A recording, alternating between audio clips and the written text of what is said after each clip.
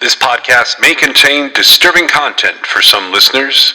It's intended for mature audiences. Listener discretion is advised.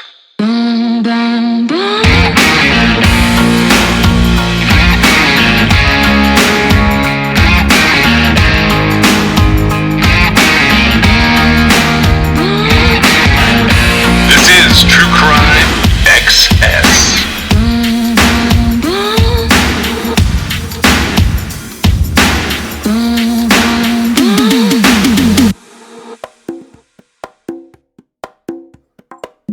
It has not been a good year for Idaho. Did you see that there was another quadruple homicide in Idaho? I did. That was a very different one.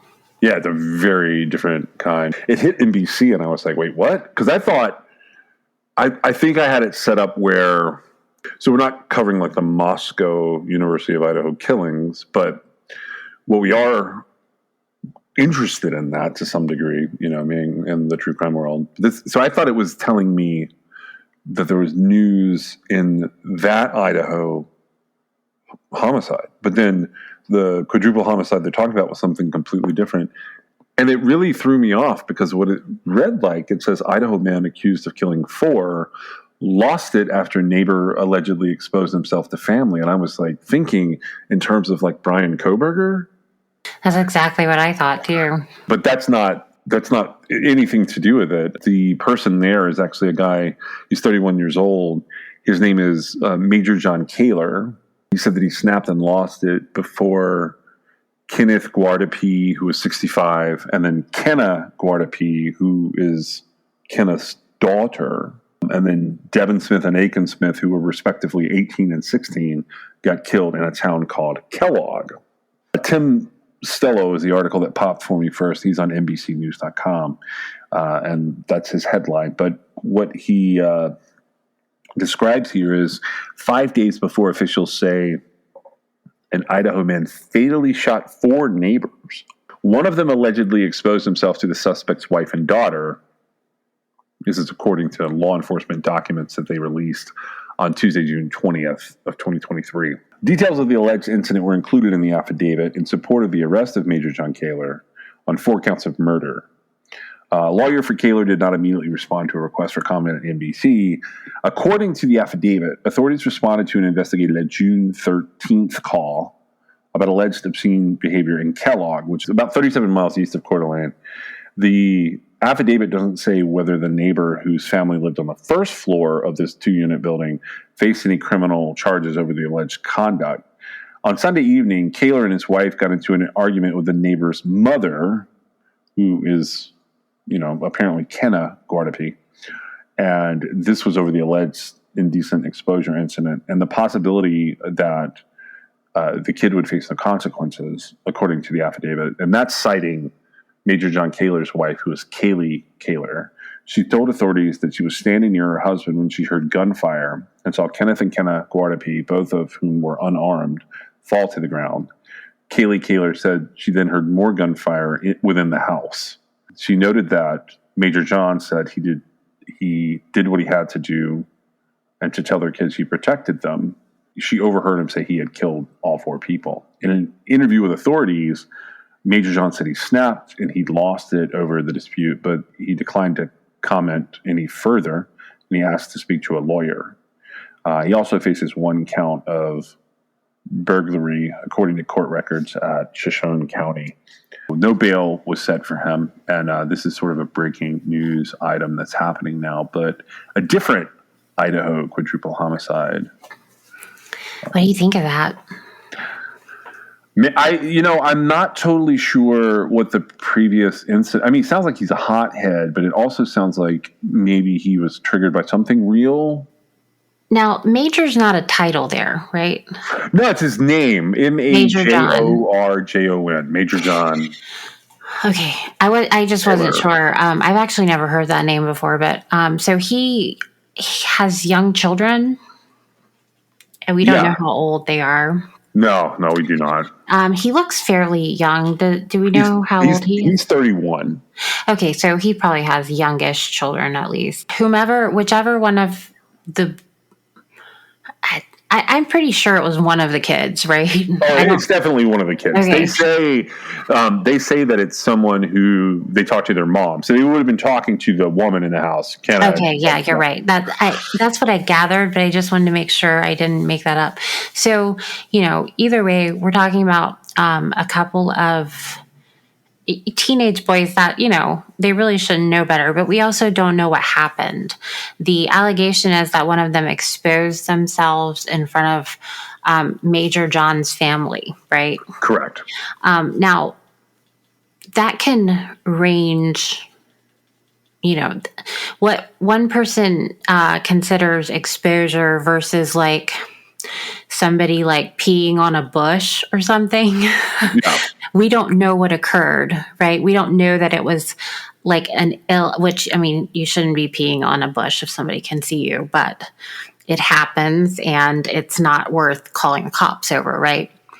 In my opinion. But so we don't know what the deal is, but apparently he didn't like the fact that they weren't going to be punished with whomever did it. And he took matters into his own hands. Now he's like, tell my children I did what I needed to keep them safe. And I kind of hope that maybe they skip that, because I'm not really sure, depending on the circumstances, that you really want your children to know that, the punishment for exposing your body to other people is death. That's a complicated situation for me, because both things are, depending on like how it all went down, both things are wrong. But we're talking about, okay, I have a 16-year-old, Right. And I would fall over if somebody told me that he had exposed himself to them. I would also realize that like there had to be some sort of misunderstanding, right? It just wouldn't happen unless it was something accidental. But so if it was in a way that of course we're talking about like in some sort of like sadistic, like sexual predator type way, right? Yeah. Is what you're referring to. And we have no idea if that is even the case, right? But the father's making it out like, I'm sorry, Major John is making it out like it was going that way, right? Yeah. With a 16-year-old or an 18-year-old, but also a father of smaller children, there's a lot of stuff that can happen in between that, right? Yeah. As far as, whether it was an accident, whether it was on purpose, whether it was a practical joke or just like boys being like silly, right? I find it hard to believe that I don't know. I hate to even say that. I want to give the victims the benefit of the doubt here. And I imagine he was mad because the police didn't do anything. And so we have to keep that in mind. So the police, from what we can tell by all the records, nobody was charged with exposure. Another thing that could have come into play there is if like the person was in their own home when it happened, like somebody saw through the window or something. Right. So unless something comes up that says they were charged, something deterred the police from acting, right? So they didn't see the criminality behind the offense. Correct. Okay. And so were they just lax? Like, I have a hard time believing that police officers who were called to come out to an incident and who saw a situation where young children were going to be exposed to any sort of sexual predation, right, by anybody. I have a really hard time believing that they wouldn't do something. Do you? I think the cops. It doesn't matter what I think. I think that the cops potentially would have done something if they felt like the other children were in danger. That's what I mean. And so because of that, it makes me wonder, how serious it really was. Now, it wasn't this serious no matter what. And it's unfortunate that it escalated like it did, and essentially 4 people died. And so Kenneth is Kenna's father, right? Yeah, so he's 65, she's in her 40s, and then she has the 2 kids. She's living with her dad. Right. Okay. So it's grandpa, mom, and then the 2 kids. And so they were all killed, shot, like it sounds like execution style. We don't know where they were shot, but they were basically ambushed shortly after this confrontation. And they're all, and it doesn't seem like he made an admission and then requested an attorney, and that's kind of backwards, right? Not that I want him to get away with anything, but you can't really take that admission back. And, he deserves to go to jail for this. And it's not, I'm sure he justifies what he did because of what he told his wife, right? Yeah. To tell his children. But that's not justified. So no, well, if there had been something in progress where he's stopping something, there's a potential for some self-defense. But when you are, so first of all, he's killing grandpa and mom first, who are probably just protecting their 16-year-old or 18-year-old, whatever, whichever. And then he goes in the house and kills 2 children. So you can't protect children by killing children. Well, I agree. Walking over and shooting 2 of your neighbors, not a good way to start a peaceful solution to this. There's no justifying it, but it was, I've seen people lose their tempers about things and get real, and, I can't say that I blame them, but this was not the answer, right? Oh, no. You can get mad and, it absolutely is inappropriate, for a teenage boy to be exposing themselves to anyone. And the best thing that Major John could have done is explain that to his children, right? And have them close their eyes. Yeah.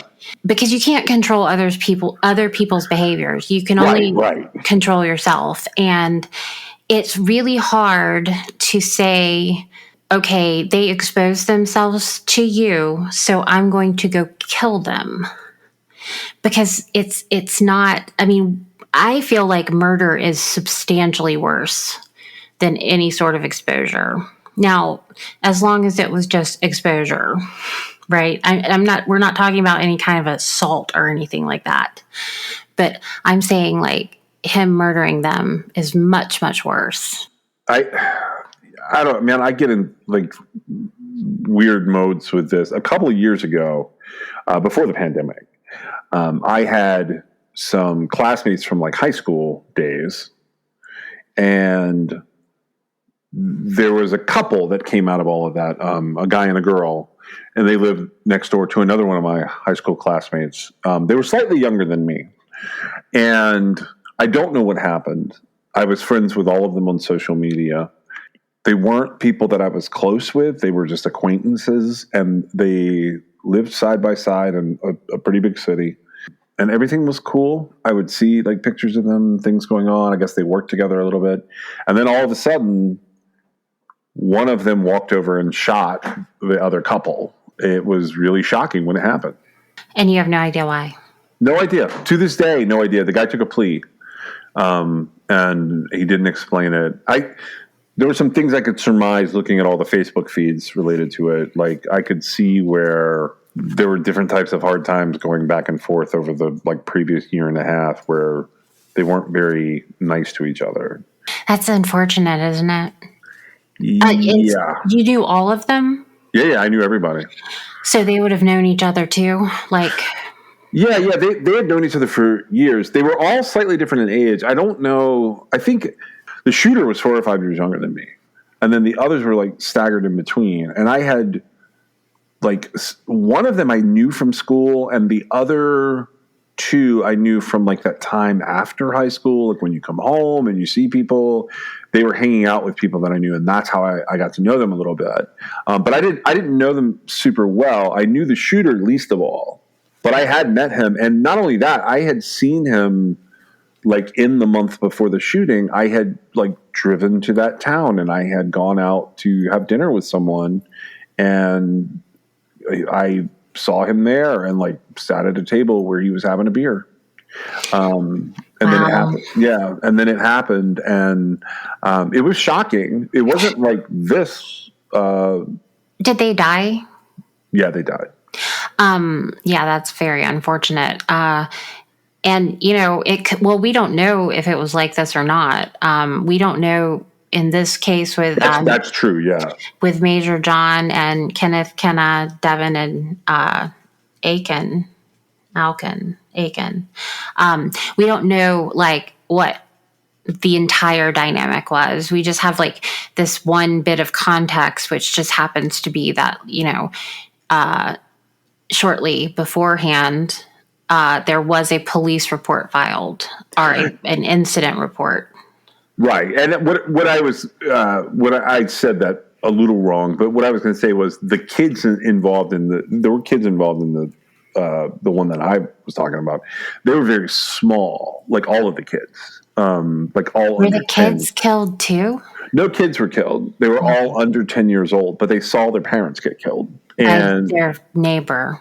Right. And the neighbor's kid saw their parent shoot the other parents. I could guess what was happening there, but I'm not going to. I don't know. My understanding from the people that we all knew together, what I was told was there had been a business that everybody worked at one point, kind of prior to this happening, and there had been some money that had gone back and forth, and one person in the group felt like they got screwed, and the other people turned it into a thing, and it never went beyond that. And when it came to court and stuff, everything was so fast. The hearings and whatnot that people described, basically the guy would walk into court, he made a not guilty plea, nothing was released, and then a couple months later he came back into court and he made there was some kind of plea arrangement where the death penalty wasn't sought, and he got a very long, basically the equivalency of a life sentence, and that was the end of it. I don't know if it's appropriate to ask that. The one that was the one going to jail, was he accused of taking the money, or was he the accuser? It depended on who told you the story. Oh, I see. Well, that is tragic. None of that was worth any of that. Yeah. And there were so many different rumor mill stories going on at the time. It was weird, to be quite honest. And I see his daughter is also, so one of the deceased people, their daughter is also my friend on Facebook, and they post to him, and it's absolutely heart-wrenching to read their post. They post to their father? Yeah. So I don't know how old she is. She's very young. I did one or two things for the family, because I had some stuff that they could use, because she got kind of shipped to relatives, and they post to their dad messages on his Facebook wall to this day. So that was a very tragic story. This is a tragic story. I just brought it up because it was interesting that it ended up in my RSS feed, and is not really related to the other Idaho murder, which is weird to me. Right. But it that was excellent on whoever's in charge of trying to come up with clickbait. I'm just kind of kidding here, but because the title of the article is "Idaho Man Accused of Killing 4 Lost It After Neighbor Allegedly Exposed Himself to Family," it for 1 second, right, makes everybody go, is this about Brian Kohberger? Right? Because that whole situation is still, it's right front and center. I do think, and this is just my perception, could be totally wrong, but so Major John, who is the alleged shooter, was 31. And you got 2 teenage boys that were shot and killed. Right. Then you've got a 65-year-old man and his 41-year-old daughter. And I will tell you, I think that the age differences here probably are the biggest contributor to the ending.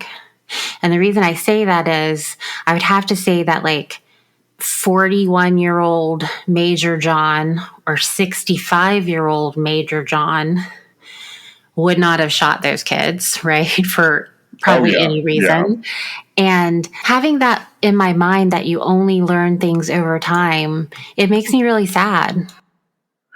Yeah, no, I understand that. I've read over the years like some really good arguments for how the brain develops and criminals should not really be out of the juvenile justice system until later. But I have to say, I've also seen some very young people commit some very heinous crimes that make me have a lot of difficulty arguing for them to just be sort of let off. And it depends on the type of crime. In this instance, nobody wins. This is absolutely going to be a horrible outcome. And I don't think it'll stay on the news very long either. Oh, no. Essentially, this is a domestic incident, right? I mean, yes. They lived in sounds like a duplex, right? With one family living in one unit and another family living in another unit. And that's probably another huge contributing factor there. Just to be clear, I'm just saying that like what matters when you're 31, it doesn't necessarily matter at different as you get older. I certainly don't think that young people who commit heinous crimes should get away with it. I just know that this is a very tragic situation that absolutely could have been handled differently. Yeah. I wanted to use this, I'm not. If you have more to talk about that, I'll talk about it. But you just kind of summed the whole thing up. There's not much. There's not much to. You sort of get into this position where you're like beating a dead horse because. Well, if it hadn't have said the Idaho man accused of killing 4, would you have even read it? Actually, that's not even. Oh, you're right, but that's not what grabbed my attention. It said Idaho man accused of killing 4 lost it after someone exposed themselves. That part, I went, is this something related to like there's supposed to be in the other Idaho 4 case, and supposed to be coming from Kohberger's lawyer related to his alibi. They asked for a delay to file his alibi, so I thought this was going to be the defense attorneys in that case had filed his alibi. That's the only reason I read it. Otherwise, I wouldn't have read any further. So I'm not keeping up with that. So are they trying to notice an alibi for him? They ask, so due to local court proceedings, they ask the defense to notice their alibi. And the defense asked for a delay. This was in a more recent hearing. There's not much interesting going on in that case, but I am interested in if he's laying out an alibi. I want to know what it was. So I'm sorry, I'm not following this either. So the court asked for it, or the defense asked for it? The state requested the alibi, and the court agreed that the motion for the defense to file the alibi could be delayed because the defense said it's going to be a minute before we file our notice of alibi, or decline to file our notice of alibi. Well, I'm not. I am like just slightly familiar with what that is, but I don't know enough about it to really figure out what's going on there, except probably just wasting time. I don't know either. I just all I was going to say was I would be very interested to know. What he's going to say. Right. Yeah. So because they had, and I don't know when this was, it's probably, I was traveling when it happened. So sometime between the 4th and like the 13th, Ann Taylor filed a motion arguing that they needed more time to go through all of the discovery in order to decide whether they were going to offer up a former alibi as part of Kohberger's defense. That's all I'm saying is that if this had been that, I was all in. I wanted to know who had exposed who to what. So when that happened, I had read it just for that reason. So what we're actually doing today is we're sort of wrapping up 2 of the cases that we were running, and this was our True Crime News. Because we recently talked about John Arthur Ackroyd. And we had also talked about Bobby Jack Fowler, like kind of leading up to him, and how the way those two get intertwined for me is like some of the locations are the same, which I think you knew that like there's some overlap. There's two particular investigators, Linda Snow and Ron Benson, and they kind of are in on both of those cases with John Arthur Ackroyd and Bobby Jack Fowler. But I wanted to wrap them up for the audience. And we're going to talk to someone who has a little more firsthand knowledge. It's either next week or the week after they'll be on the show with us. But I wanted to talk to you about the rundown on John Arthur Ackroyd and then on Bobby Jack Fowler. So we know that more than likely John Arthur Ackroyd killed Kay Turner, who was the jogger that was running near Camp Sherman just before the Christmas holiday in 1978. And we know that his stepdaughter disappeared and was never seen again. And he took some kind of sealed plea deal in that case. What I wanted to ask you about is in the documentary that we both watched and that I recommended everybody else watch, they talk about the Swanson and Sanders murders. Do you remember the ones I'm talking about there? Yeah, I do. The investigators said that they were preparing to file evidence in that case, which is the Swanson and Sanders murders. It's a lot of circumstantial evidence that kind of went together pretty well there. And we talked about it in kind of ad nauseum. But they decided that it was a little too expensive, so the county was not going to be, Lincoln County, Oregon, was not going to be able to sustain it, and they felt like they should hold some of it back in case something happened with the Kay Turner case. But the Kay Turner case never gets thrown out or overturned or has anything go on with it. They also they throw out this list, and I don't think it's in the documentary, but I have the list. It's actually caused me like quite a bit of like insanity because I've been trying to figure out how they like put all this together. There are several other local murders, and so we had Deborah Dyer from 1979. We have Kimberly Moreau, 1980. Pamela Powell, she disappeared in 1982. Tina Mincy, she was 1982. And then we had two others. Kimberly Ann Floyd was from 85, and Tracy Ann Winston, she's from 1987. So Ackroyd comes up one more time because just those names are going to be part of an episode soon. We're just going to talk about those cases and like what might have happened to them as part of another episode.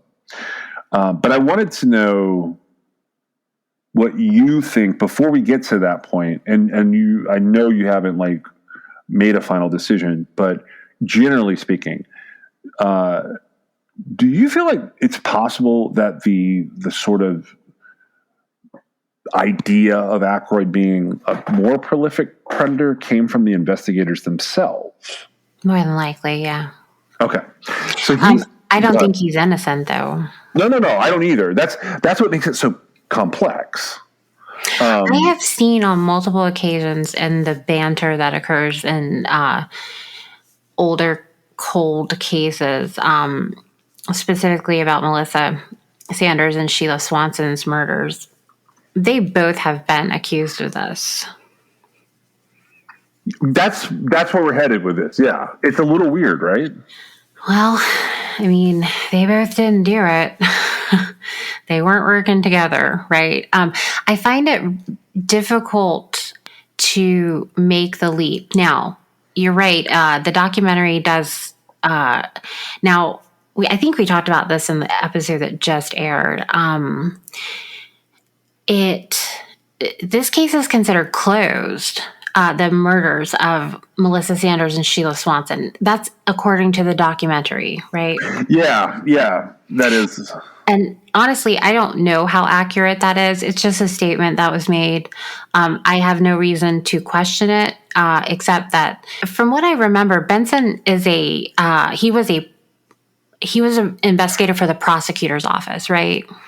For sure, I know he worked for the prosecutor's office because I listened to I went back through and I hunted up some county commissioners meetings, and I found where they're talking about, he was definitely a prosecutor because they reference these cases. And, everybody puts those online. Where he was an investigator for the prosecutor.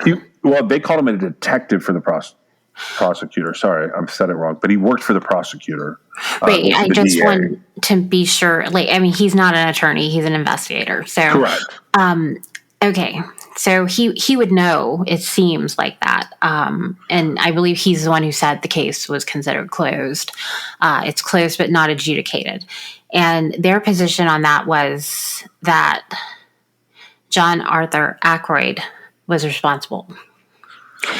And is that wrong? No, you're right. Okay. And there was a very sort of tangential, brief, casual connection made between the two girls and John Arthur Ackroyd, correct? Yes. Actually, I don't know if it was made on the documentary or if I've seen it elsewhere, but he saw them in sort of their where they would hang out, where he would hang out and they would hang out. There were connections made through people that knew all of them, that, it was entirely possible that he knew them at least as acquaintances, right? Yeah. Nothing more than that, really. I believe that it may have come up that he'd given them a ride somewhere, but not necessarily the night they disappeared. If all the information is there, now it's not going to happen now because he's dead at this point. Yeah. Do you know how he died, by the way? I don't know 100% sure that this is accurate, but do you know how it is alleged that he died? A heart attack? No, I think so. I found two sources on this. I don't know how accurate it is, but I'm going to throw it out there anyways. I read that Ronald Lee Stanford was his cellmate, and he strangled him with a bed sheet.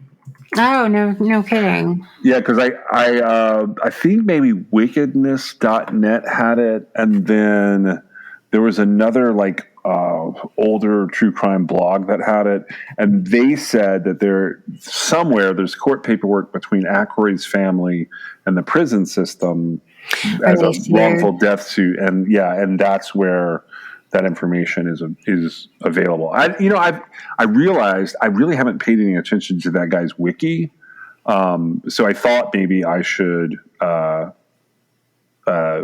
go and read it, but I didn't. So I pulled it up, and I didn't see anything on there indicating that how he had died. But I did read two different places that his cellmate killed him, and that does not shock me.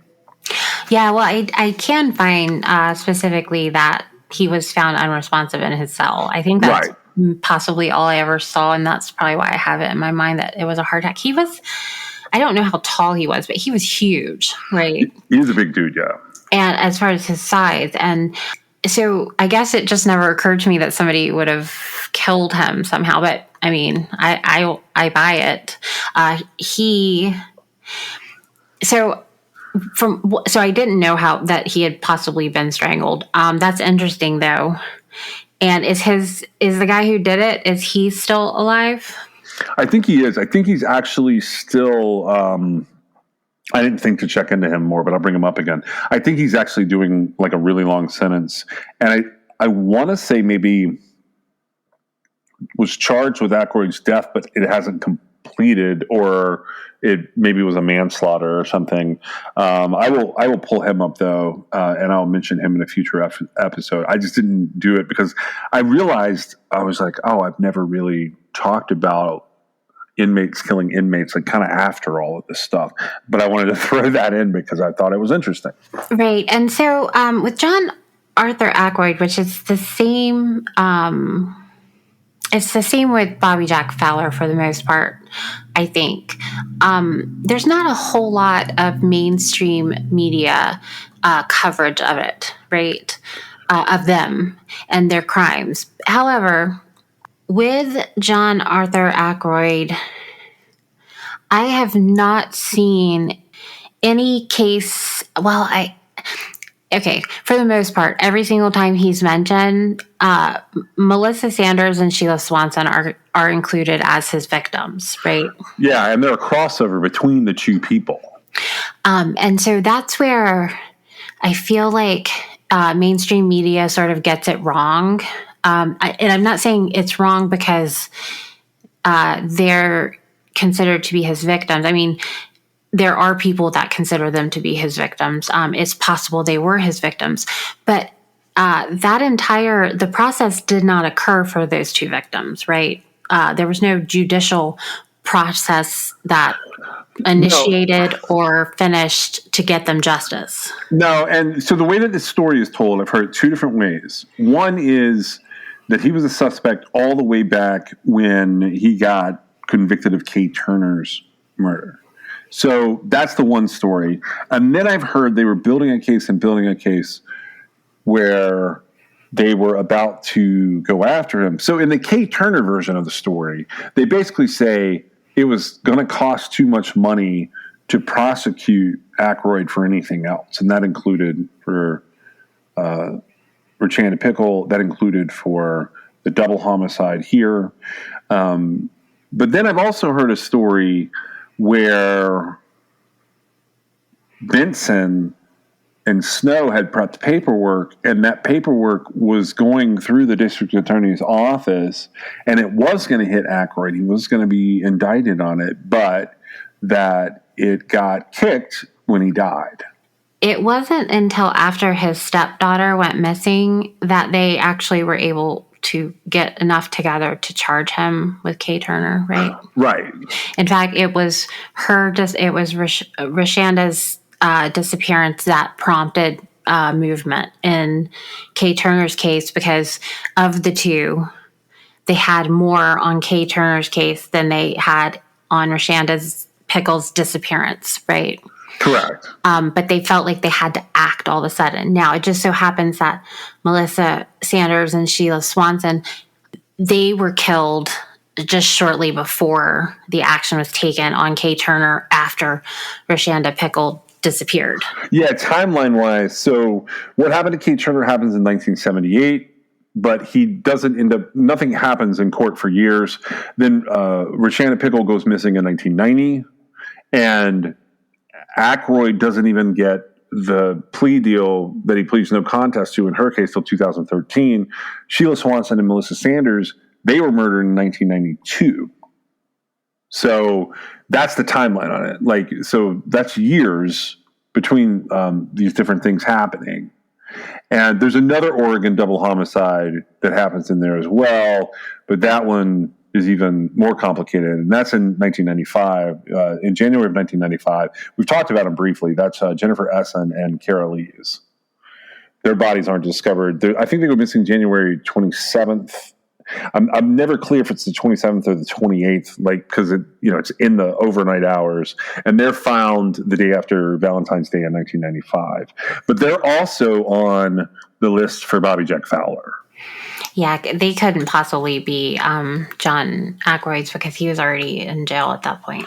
Right. But in my mind, the double homicide thing, I think we moved it. Personally, I think you move Sheila Swanson and Melissa Sanders over to Bobby Jack Fowler if that's the direction you're going to go. But I don't, we're stuck in this weird boat that's sort of where we're getting to, and we'll get to Bobby Jack in just a second. But sorry about that. I'm like, these two guys are like forever linked in my mind, just because of being serial killers after their deaths. Right. And well, I have trouble understanding how it can be too expensive for someone to be prosecuted for murdering two teenage girls anywhere in the United States, at least. Well, I think the confluence that's happening there for the person who reported it that way is they were not going to go after Rishanda Pickle as a trial. The Byron Pickle agreed that a conviction was more important than a trial. Right. And that's how they got to, like they saved some money on that. But if they were, if they're pleading that out and letting them go no contest on that with a super secret plea deal, which is always sketch. Which I don't even think it was for her murder. I think it was for her abduction. Abduction, yeah, for the kidnapping. Because I do think if her body had been found, he would have been charged with her murder. There's a strong possibility that's the case, yeah. And I feel like they were he's dead now, so, it doesn't matter.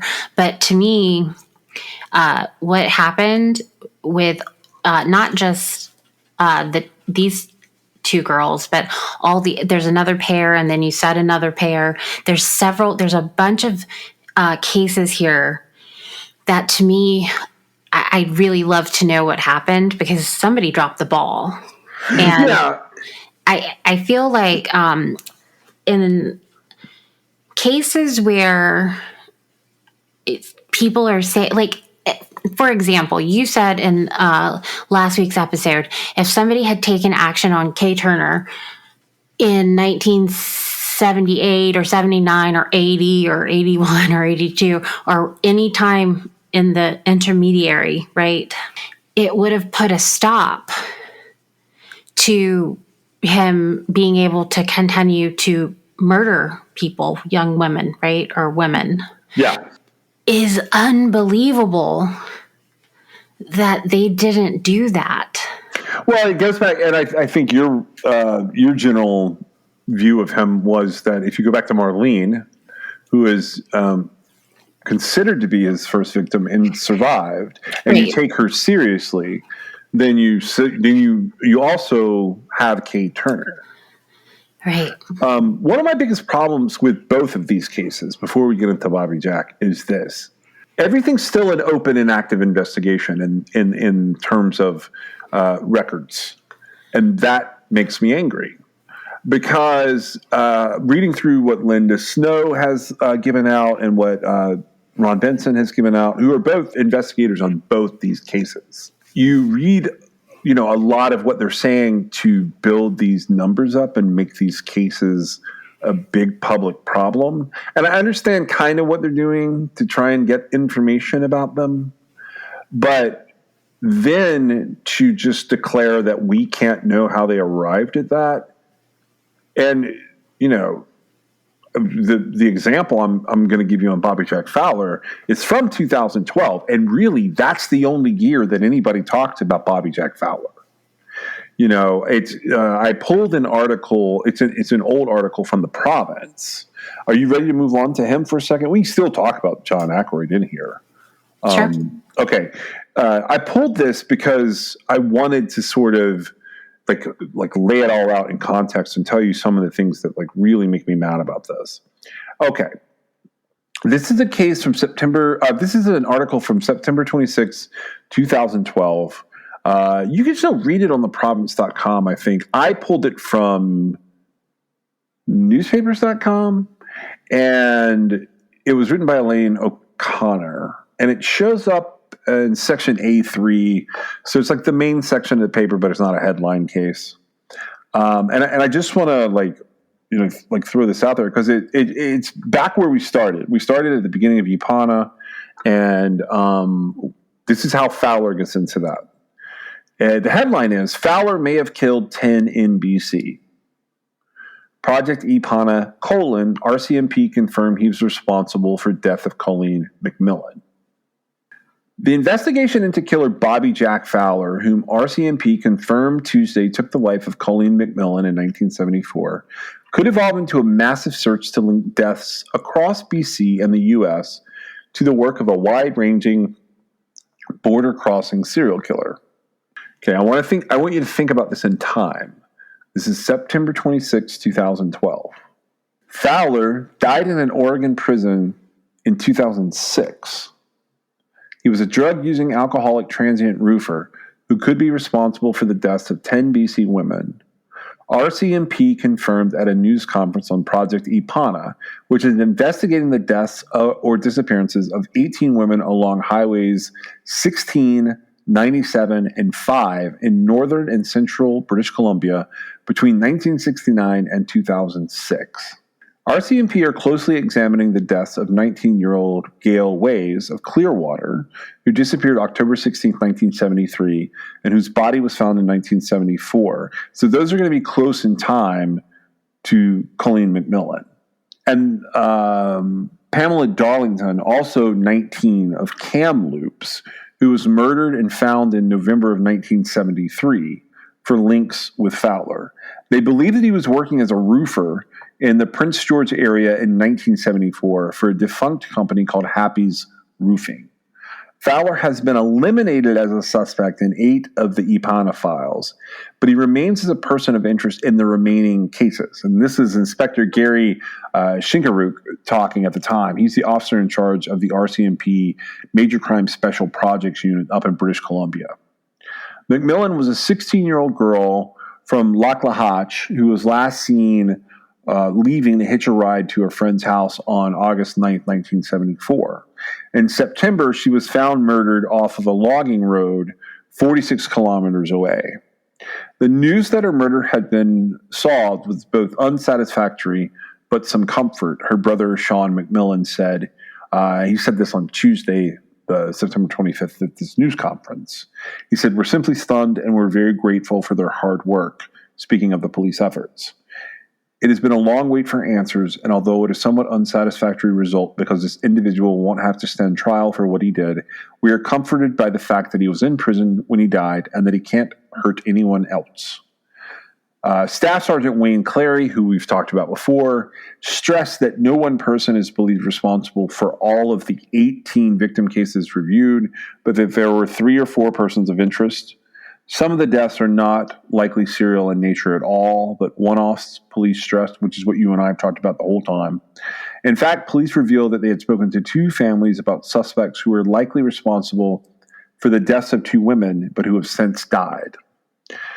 We believe there are people out there who employed Fowler, worked with him, socialized with him, or even waited on him while he was in British Columbia. We are asking you to think back to the 70s, 80s, and 90s and your own memories of that time period. Then have a look at his photos and call us with any information you may have about him. The Mounties are asking anyone with information on Fowler and his activities either in BC or the U.S. to contact them. And at the time, they had an 877 number you could call. U.S. authorities at the briefing said Fowler was a person of interest in another 7 violent killings in Oregon and could have been involved in others across the U.S. Fowler died at age 66, and whose DNA was linked to McMillan only this past May of 2012, was also implicated in, but not convicted, of the killing of a man in Texas in 1970. It's actually a couple, and we can't find them yet. He was convicted of it in 1970, but we believe it happened in 1969 when he was 30. His own family reported to police they believe he killed and buried a family member who has never been found. In fact, police said that everywhere they looked to place Fowler over his life, they found evidence of homicides of women similar to those of the BC victims. Women who went missing or were found dead along the sides of highways after hitchhiking or leaving bars. In some cases, he had been known to pick up women in the company of another man. I don't know where that fact came from, but I'm not sure that it's a fact. But they're saying Bobby Jack Fowler had been known to pick up women in the company of another man. Hold on. Officials painted a grim picture of the deceased U.S. convict as a meth and amphetamine addict, a boozer who worked as a general laborer, driving beaten-up cars, living in motels, drinking in bars, and hitting the road for long stretches. They said he was a man who could be charming, but who could also turn violent in a heartbeat. Fowler also held sadistic and misogynistic views of women. People who knew him, victims who escaped him after assaults, told police he believed women who hitchhiked or went to drink in bars secretly wanted to be violently sexually assaulted. Investigators were able to shed some light on Fowler's personality and past using interviews with women who had survived his attacks, tracking down and interviewing more than 70 inmates that had shared cells with him over the years. According to the RCMP, Fowler had an extensive violent criminal history with convictions in several American states for crimes that included attempted murder, assault with a dangerous weapon, sexual assault, arson, kidnapping, attempted sexual assault, and firearms offenses. He had no criminal record in Canada, which is one reason officers said he was hard to track, and he went virtually undetected here in the 1970s. We have no indication that Fowler had even been in BC, Sinkaruk said, noting Fowler had never even been fingerprinted in Canada, and without the assistance of DNA, we never would have solved this. So this is Elaine O'Connor, and she says Stephanie helped with files on this. It's a pretty fascinating article. That's the story that sort of kicks off Bobby Jack Fowler. I heard you snickering there. What are you thinking? I actually don't know when I snickered. Well, I laughed when The company of the other man. Right, and I was curious if you were implying that perhaps it was John Aykroyd. Well, okay, I'm not directly implying that here, but it almost seems too asinine to be true, because then they really would look like basically Otis and Henry. Well, and serial killers don't travel in pairs. I understand that. I am not really going that way. So that's the second thing they have in common that makes no sense to me. Do you understand why it makes no sense? Well, this is just one person talking, though. There's no this information. This is the whole RCMP talking. This is part of their press conference about him being picking up women with another man. This hits the wire, just like Israel Keys. Remember that thing they did in 2013 about Israel Keys? Well, so putting aside the DNA that was found, okay, just for a second, I really would like to see the immigration records, because the last thing you just said was that, like, basically they have no record of him ever being in BC, right? You're talking about the border crossings, right? Correct. I'd like to see where he came back into the United States, or where he went into British Columbia or something, right? I'm with you. Because without that, I mean, if what you're saying is accurate, what you just said, I mean, you're just, you're giving the facts as were presented, right? If they have, now, didn't he work at least in BC? Yeah, they tracked him all the way to a company. So what are they saying there where they don't have any idea he was in BC? Did I misunderstand that? So Happy Roofing is in Prince George. So they track him into Prince George, but they don't track him into British Columbia. Okay. These victims are largely in and around British Columbia. But it's still close in space and time. Well, okay, but he could have been in Prince George and not been in British Columbia, and the immigration stuff wouldn't matter. Correct. It bothers me that Bobby Jack Fowler was found on her shirt, right? I know. Like, it's so obscure. It really is. And so bizarre. Now, I don't know for certain that, like, it wasn't other places. I don't know if they even checked to see if it was other places, because it could possibly just be that they happen to still have the shirt, right? Yeah. There's a lot, though, that makes me just wonder about that. We had the whole John Arthur Ackroyd, Roger Dale Beck thing, right? Right. So then we have this implication here. It's weird, right? Well, which implication? That he was in a bar or that he was picking Bobby up Jack women with another person? Yeah. I don't think that that's relevant. I don't know if it is or not. I pulled up a couple of different things here. This is what I had been hoping to get. I had hoped, and you already know this story, but the audience doesn't know. It's been very difficult to get records on Bobby Jack Fowler and John Arthur Ackroyd beyond the limited press information that's been out there.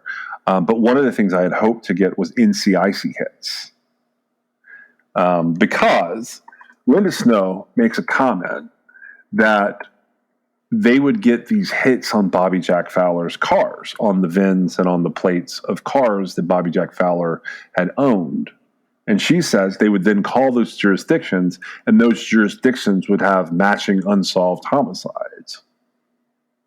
But that never materializes. Right. And if you were really interested in solving that, you would provide some of that information.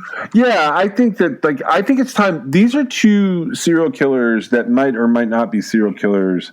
That more so than Otis and Henry, I believe that the record should be opened up about these guys, and I believe that we should be allowed to go through them, at least from a journalistic perspective.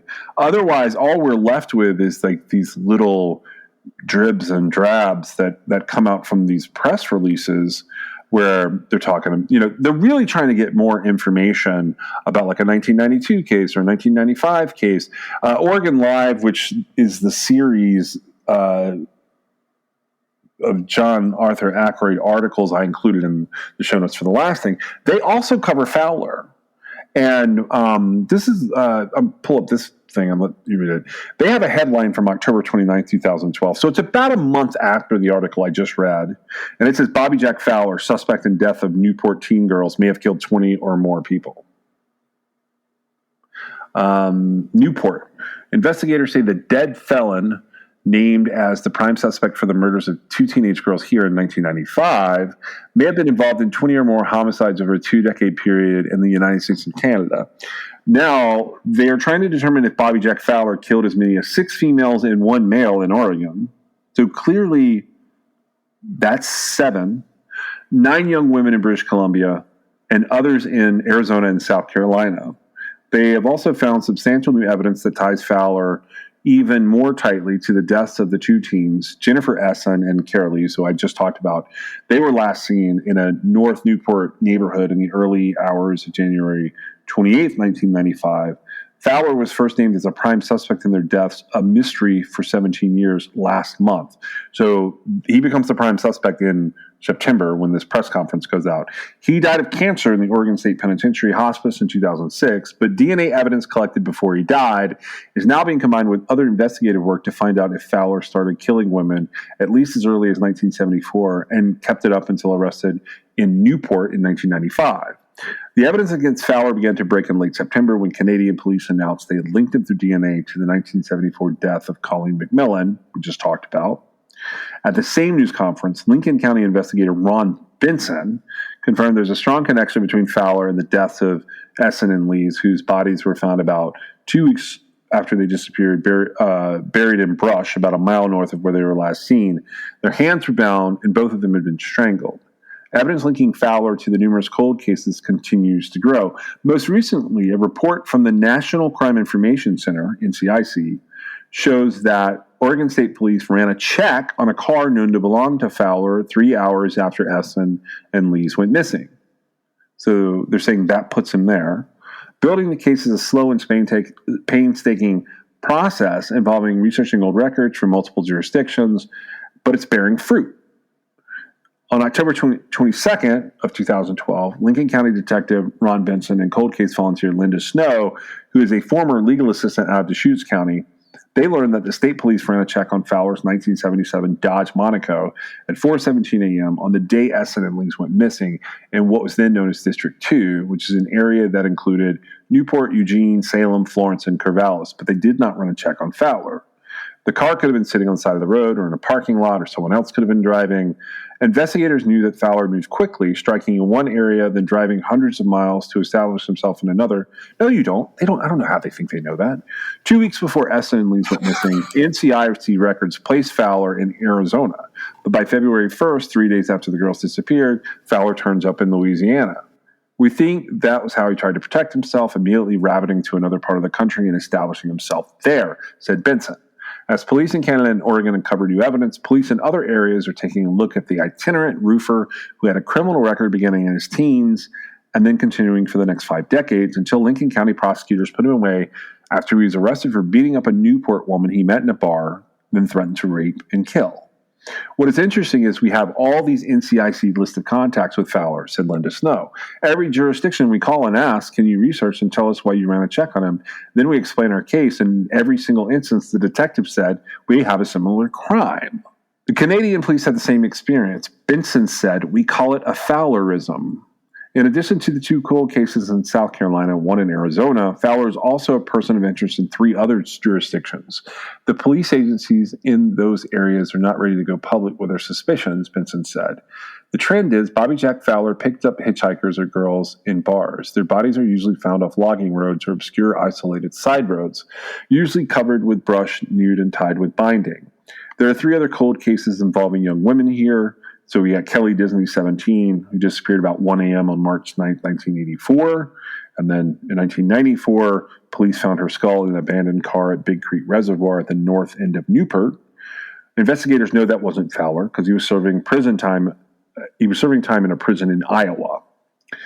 Fowler remains a person of interest in the deaths of Melissa Sanders and Sheila Swanson. They were from Sweet Home. They were last seen near Beverly Beach State Park in March of 1992, which is only 2 miles north of Newport. Their bodies were found 20 miles east of Newport near Eddyville. After a recent story on Fowler ran in the Oregonian and hit the wire, Benson got a tip on that case. One guy called and said he thought he saw Bobby Jack Fowler on Hayes Creek Road in 1992. He was unfamiliar with the area, visiting people he knew, and there was this odd guy there, but he was adamant about it. He's so insistent.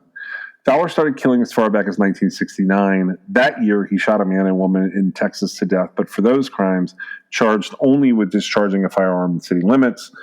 Police also know of at least 2 victims who survived encounters with Fowler, the most recent, June 1995, and that's the 35-year-old woman at the Chinook Winds Casino, which we've already told that story.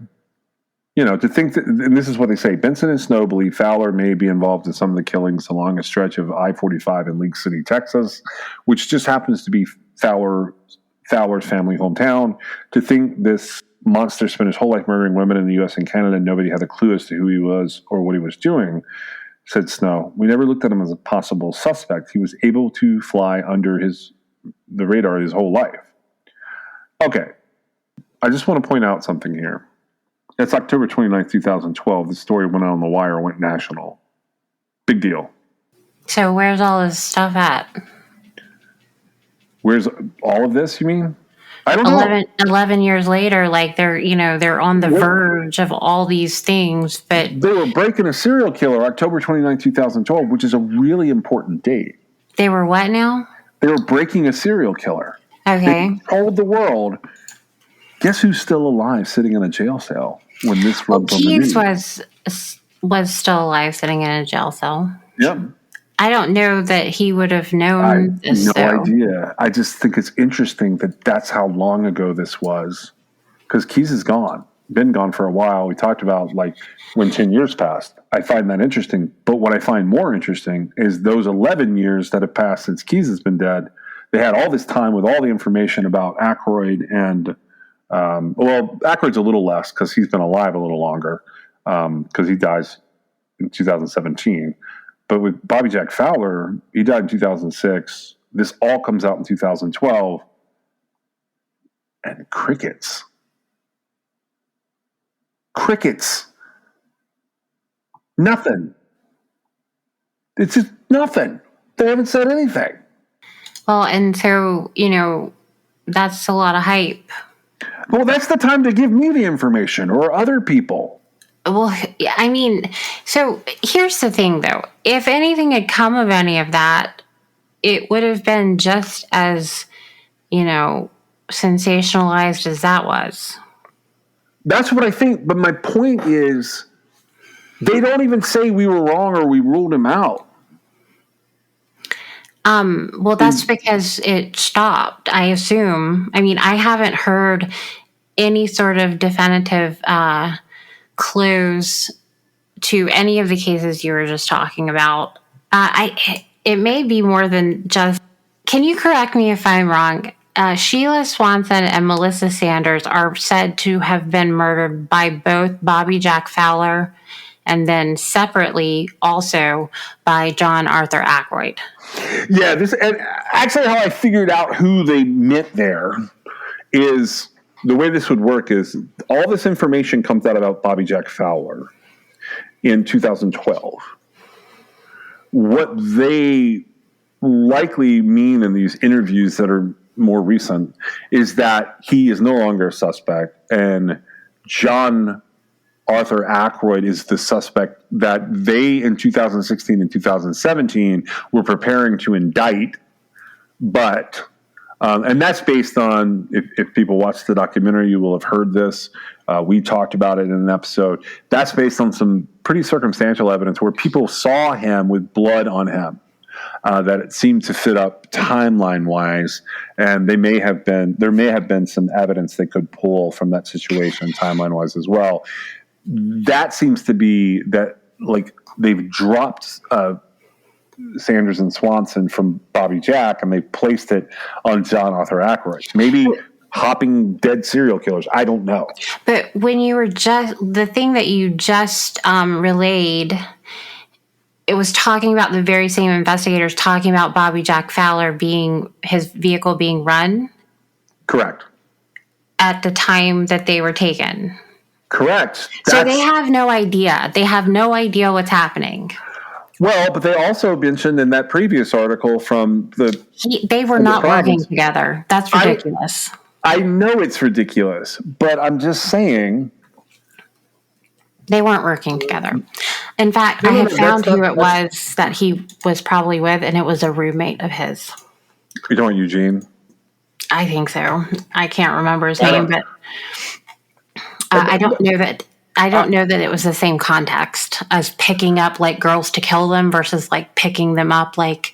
Well, I've never figured out how Beck fits into John Arthur Ackroyd's life in the whole Kate Turner thing. Beck was probably promised something.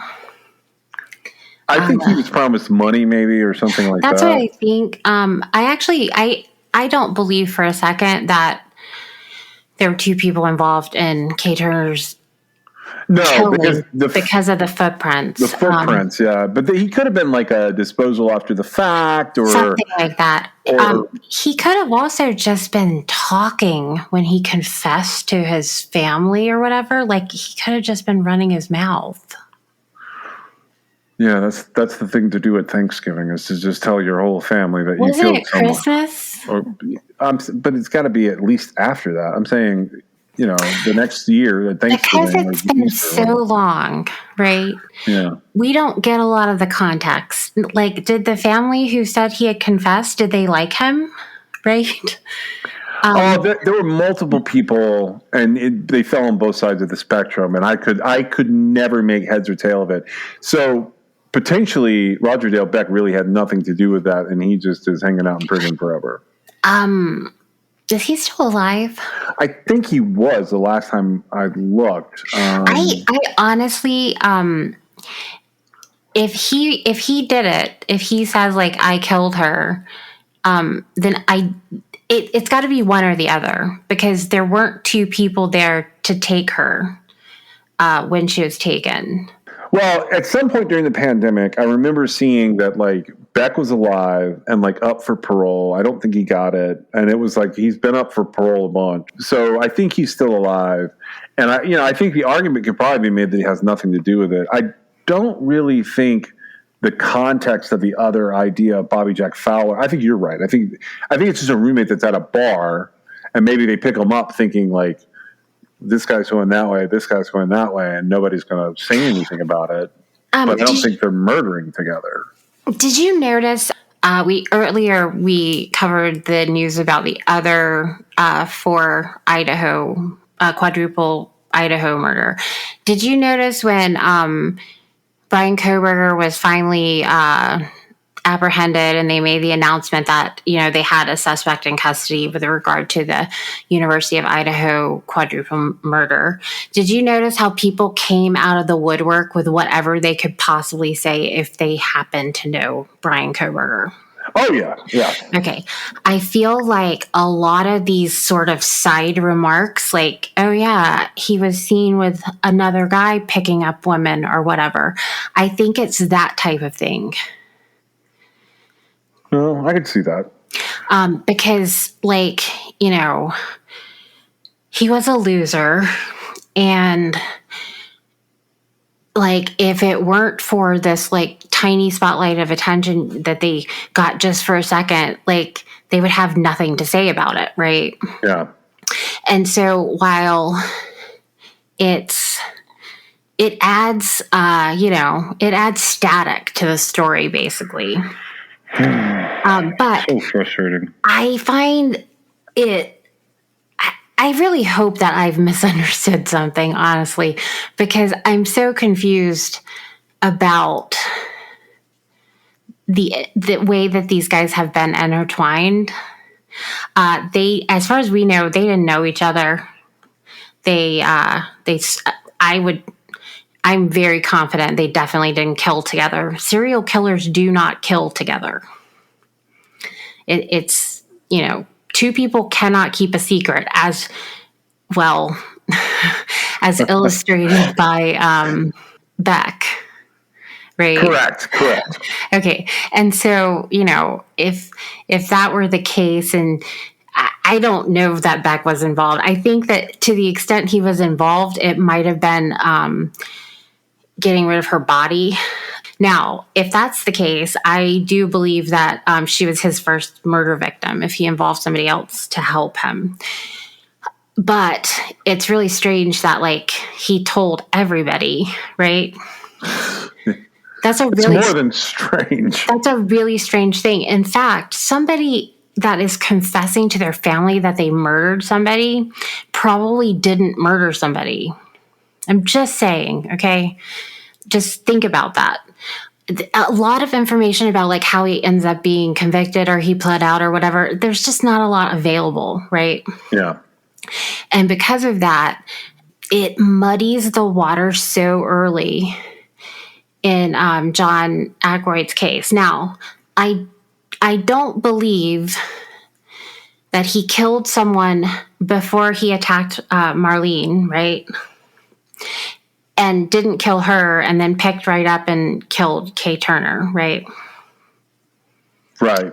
I believe that Kay Turner was probably his first murder victim. I don't know about you, but these things they continue to mix in my mind, and I have to constantly check to make sure that I'm thinking about the right situation, because even the cold case investigators are intermingling things. All of these victims deserve a whole lot more justice than they got. And it's really troubling to me when the media is saying, this guy could have been responsible for 20 murders, right? Yeah. Okay, well, that's a big deal. And I don't know. I have an issue with that.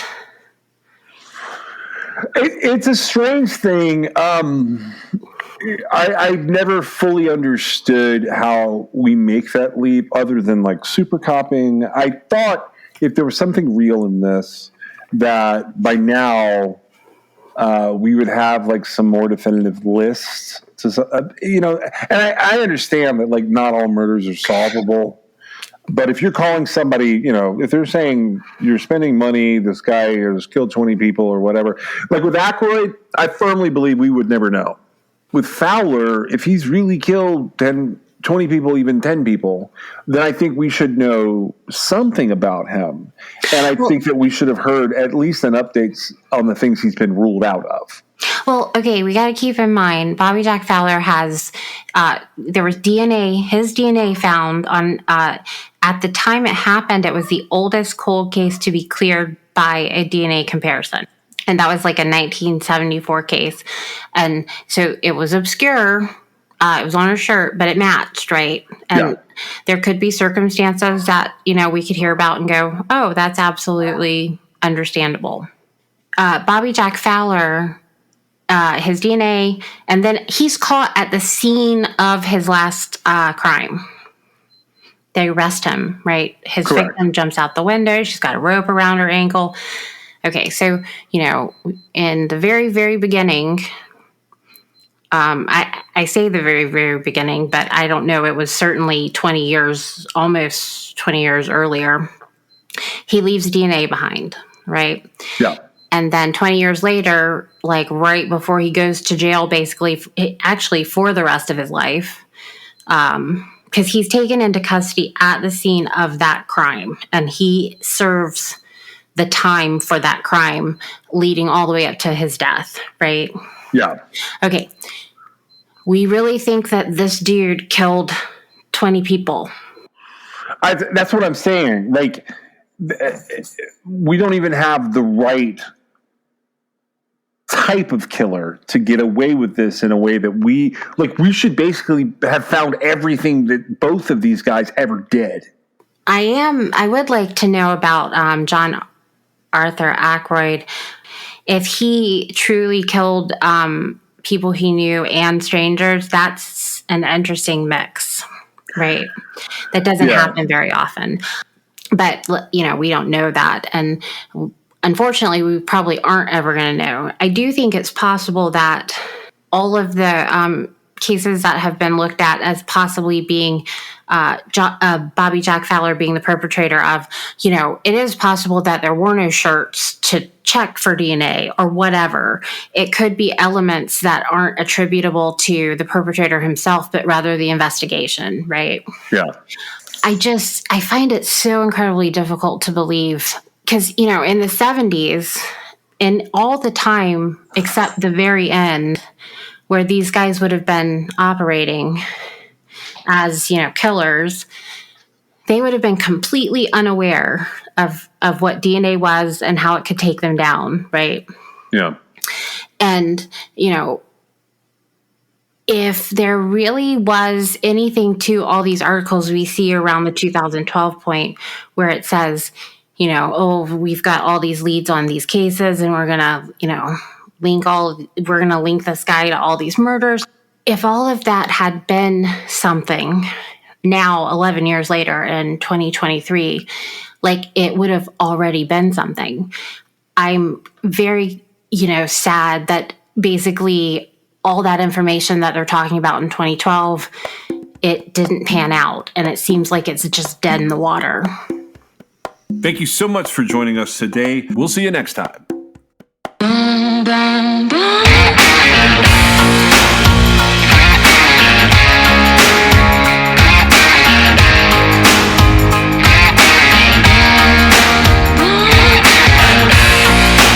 This is True Crime XS.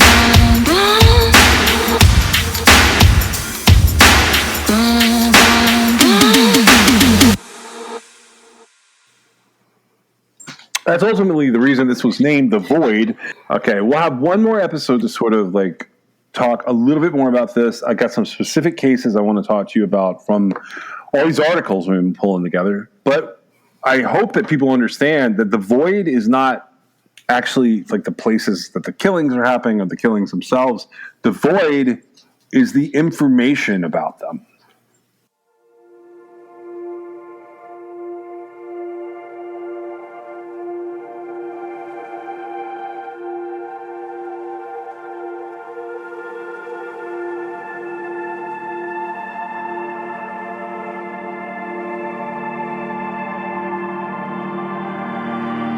Black and white, we exist between the lines. With our hands tied, can we ever make it right? Breathing air between beginning and the end.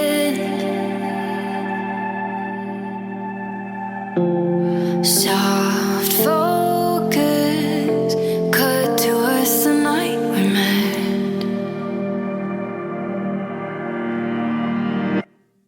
Started something and we're not going back, like lighting a match and it's trying to catch, like falling so fast, chemicals react. The tide is high, but we keep on moving, taking me back, and I'm never the same. I'm feeling at home when I'm calling your name. We're carrying on when it's starting to change. The tide is high, but we keep on moving. This feels like scenes that I've seen before. Slow motion, caught in the revolving door.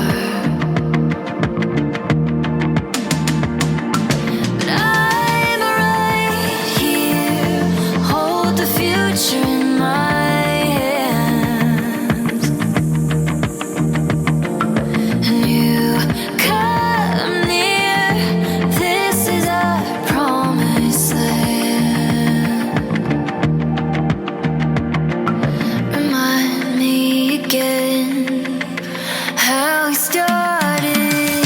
Something and we're not going back like lighting a match, and it's trying to catch like falling so fast. Chemicals react. The tide is high, but we keep on moving, taking me back, and I'm never the same. I'm feeling at home when I'm calling your name. Well, it can't be enough when it's starting to change. The tide is high, but we keep on moving, caught in a thrill, 'cause it's better than real life. Say that you will, and I'll give you my time. We can be still, and the rest of the world flies.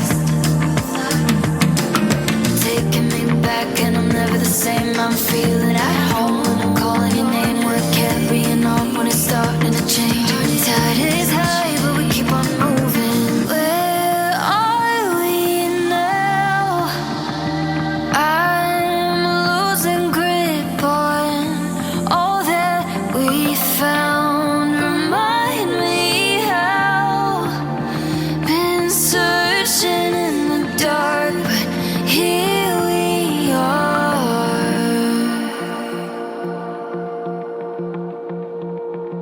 Started something and we're not going back like lighting a match, and it's trying to catch like falling so fast. Chemicals react. The tide is high, taking me back, and I'm never the same. I'm feeling at home when I'm calling your name. We're carrying on when it's starting to change. The